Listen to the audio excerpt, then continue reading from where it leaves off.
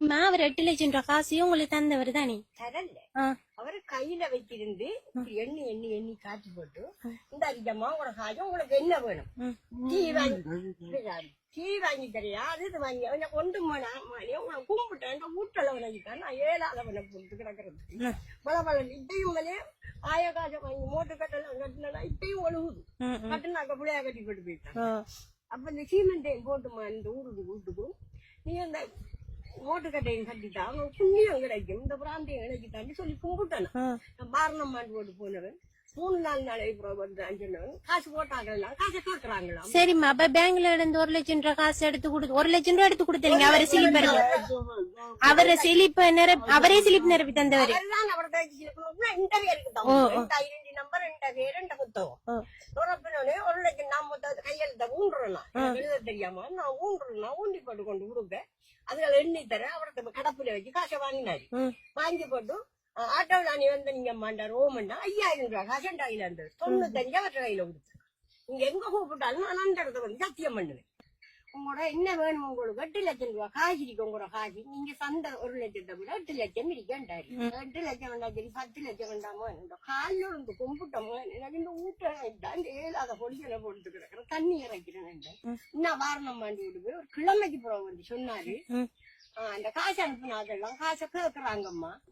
இந்த புள்ள காட்டுல கம்பு வெட்டுனவன கூட வீடியோ எடுத்து நீ மானத்தை வாங்கிட்டா நீ உழைச்சிட்டா உன்னோட ஐடென்டி நம்பர் உன்னோட phone number motorcycle number என் தந்து வீடியோ எடுத்துக்கொண்டு நாங்க சொல்றோம். வணக்கம் உறவுகளே, நான் தான் உங்கள் BSK தமிழா. பாத்தீங்கன்னு சொன்னா போற போக்குல வந்து மட்டக்களப்பில் கெல்பிங் யூடியூபர் கைது என்று சொன்ன அந்த செய்தியும் வந்து கூடிய விரைவில் வந்து சேரும் என்று நினைக்கிறேன். அந்த வயதான அம்மா மற்றும் அந்த தம்பி பாத்தீங்கன்னு சொன்னா அவர்களுடைய 9 லட்சம் ரூபாய் பணத்தை வந்து ஒரு யூடியூபர் வந்து ஏமாற்றி இருக்கிறார்.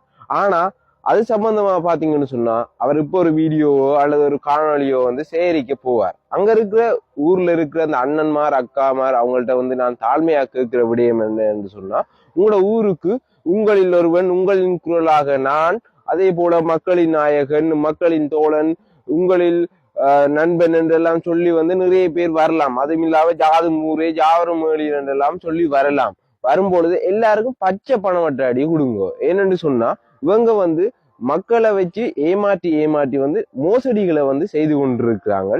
அந்த விடயத்தை வந்து உண்மையில வந்து முற்றுமுழுதாக அவங்க கைவிடணும். உண்மையில வந்து மிகவும் மனக்கவலையான விடயம் என்னென்று சொன்னா, அந்த அம்மா மற்றும் அந்த மகன் இருக்கிற நிலையை பார்த்து இவர்கள் வந்து ஏமாற்றம், அதாவது வந்து ஏமாற்று வேலையை செய்திருக்காங்களா எப்படிப்பட்ட மனிதர் என்று சொல்லி இதை நீங்க விளங்கி கொள்ளணும். இந்த புலம்பெயர் வாழ்ல இருக்கின்ற இந்த ஆன்டிமார் பூமர் அங்கிள்மார்கள் வந்து இந்த விடயத்தை வந்து வடியா வந்து விளங்கி கொள்ளணும். அதுக்கு தான் நான் இந்த பதிவை வந்து மிகவும் தெளிவாகவும் அர்த்தமாக வந்து நான் சொல்றேன்.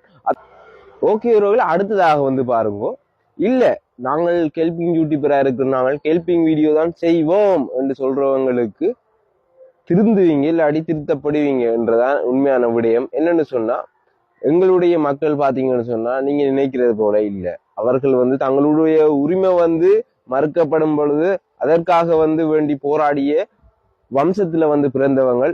உங்களை சும்மா விடமாட்டாங்க என்றதான் உண்மை. உங்களுக்கு எதிராக வந்து அவர்கள் வீதியிலும் இறங்க தயாராக இருக்கின்றார்கள் என்ற விடயத்தை நான் வந்து சொல்றேன். அடுத்த விடயம் பாத்தீங்கன்னு சொன்னா, இல்ல இந்த உதவி செய்யற அந்த புலம்பெயர்ல இருக்கிறீங்களே உதவி செய்யறதுக்காக இல்ல நாங்க உதவி செய்யணும். அதே போல இங்க இருக்கிறவங்க ஹெல்பிங் வீடியோ செய்யறவங்க நாங்க உதவி செய்தே ஆகணும் என்று இருக்கிறவங்க அதாவது நேற்றைய தினம் ஒரு வீடியோ காணொலியில பார்த்திருந்தேன். நான் ஒரு யூடியூபர் சொல்லியிருந்தார், ஹெல்பிங் யூடியூபர், எங்கள்கிட்ட வந்து ஸ்பான்சர்ஷிப் இருக்குது, அதாவது ஸ்பான்சர் இருக்கிறாங்க, நாங்க அவங்களூடாக வந்து வீடியோ காணொலிகளை வந்து முகம் மறைச்சு வந்து பதிவுகளை வந்து விடுவோம் என்றெல்லாம் சொல்லியிருந்தாங்க.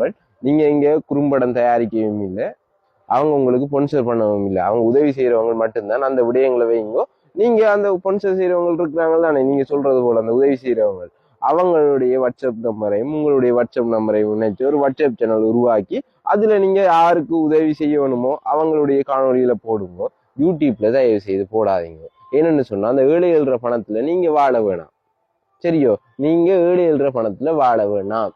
இதுதான் உங்களுக்கு முடிவு. திருந்தாட்டு நீங்க திருத்தப்படுவீங்க. இப்ப அடுத்த கட்டத்துக்கு வருவோம். என்னன்னு பாத்தீங்கன்னு சொன்னா, இந்த டிக்டாக் யூடியூப்ல எல்லாம் பாத்தீங்கன்னு சொன்னா இந்த ஹெல்பிங் வீடியோ செய்யறவங்களுக்கு பல சேனல்கள் இருக்குது.